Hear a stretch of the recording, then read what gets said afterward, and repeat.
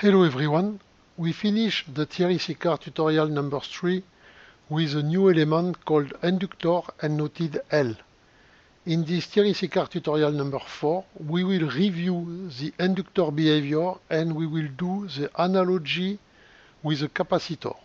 And we will try to understand why generally people are more comfortable with capacitors than inductors.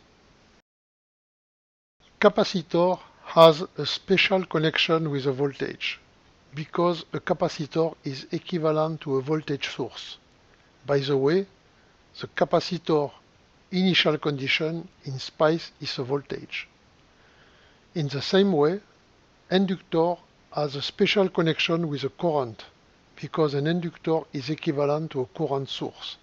By the way, the inductor initial condition in SPICE is a current. The capacitor current is proportional to C and dVdt. The voltage across the inductor is proportional to L and dIdt. Now, if the capacitor voltage is 0 and we force at t equals 0 a constant current source, the voltage capacitor will increase linearly with a slope of I over C. When the current source is turned off, the electric charges brought by the current source stays in the capacitor. As Q equals CV, the voltage across the capacitor stays constant. This means the static charges in the capacitor keep the voltage constant. So capacitor energy can be associated to a potential energy EC equals half CV square. The blue area in the pulsed current curve represents the capacitor charges Q because Q equals I times T. In the same way, by analogy, if we force at t equals 0 a constant source voltage across the inductor current will increase linearly with a slope of V over L. When the voltage source is forced to 0 volt, the current flowing in the inductor will continue to flow forever. As phi equals Li, the current in the inductor will stay constant. This means that dynamic charges are needed to produce a current.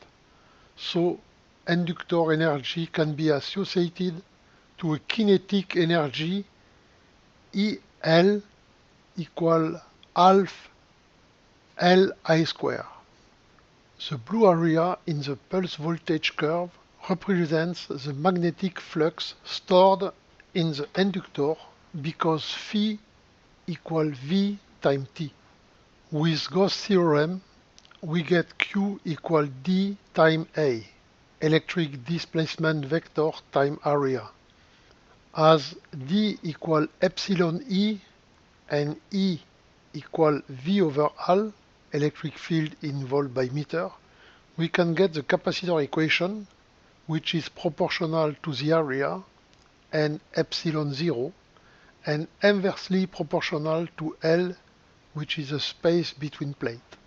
Epsilon 0, called electrical constant or vacuum permittivity or distributed capacitance of vacuum, has a value of 8.8 picofarad by meter. In the same way, phi equals B times A, as B equals mu0 H and H equals I over L, unit ampere by meter, based on the Ampere's law, we can get the inductor equation, which is proportional to the area and mu0 and inversely proportional to L, which is the length of the magnetic circuit. Mu0, called magnetic constant or vacuum permeability or distributed inductance of vacuum, has a value of 0.4 pi microhenry by meter.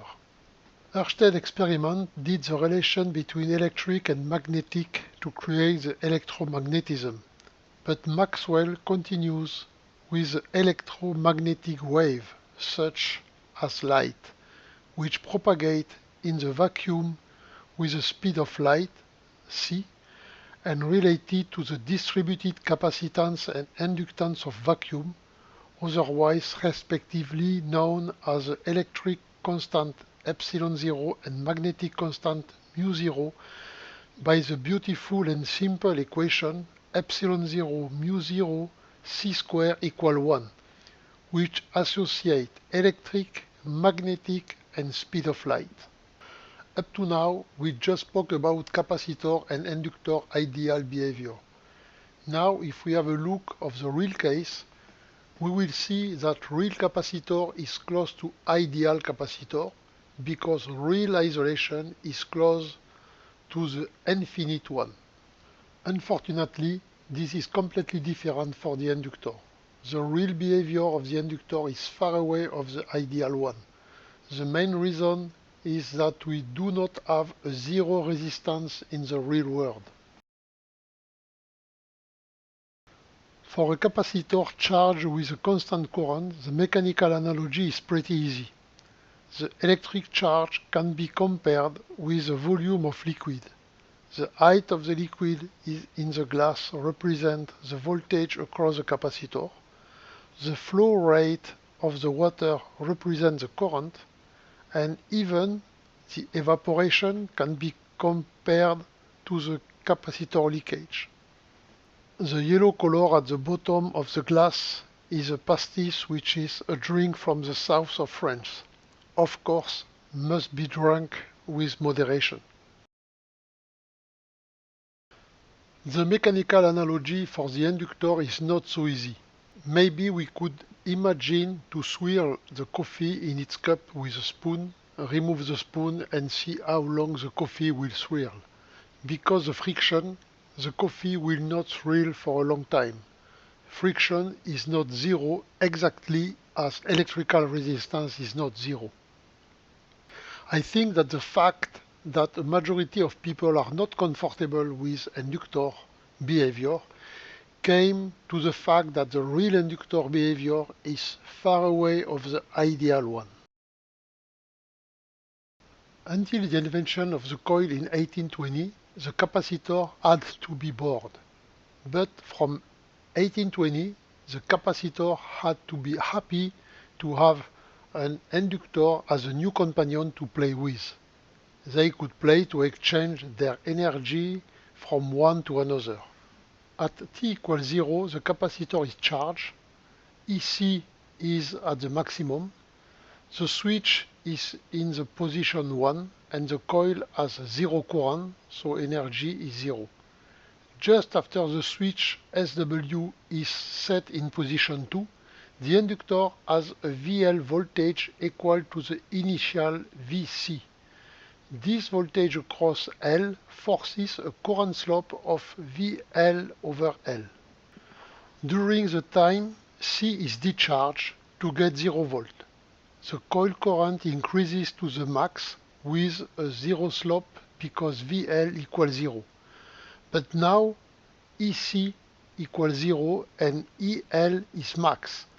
All the capacitor potential energy has been transferred in the coil as a kinetic energy.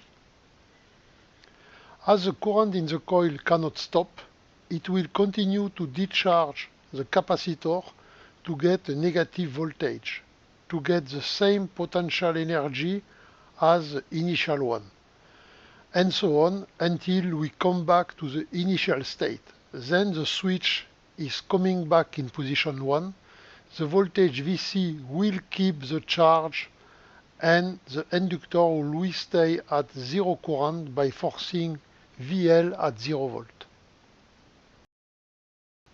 The magnetic field for a solenoid is not easy to calculate with Ampere's law.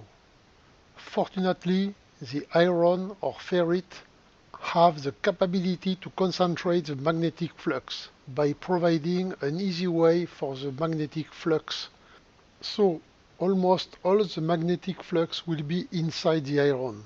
The circulation of the vector H will become much easier to calculate. The length is not the same. It will be minimum length inside and maximum outside, with L min we will get Bmax and we will get Bmin for Lmax. But the calculation will be exact if we take the average length of the magnetic circuit, because dark and light blue area are equal.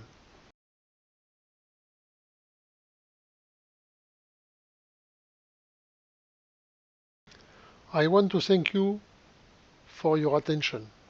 On my next Thierry Sicard tutorial number 5, we will see how to do a model of the magnetic circuit with SPICE and use this magnetic circuit model to do a physical model of the inductor with an electrical and magnetic side.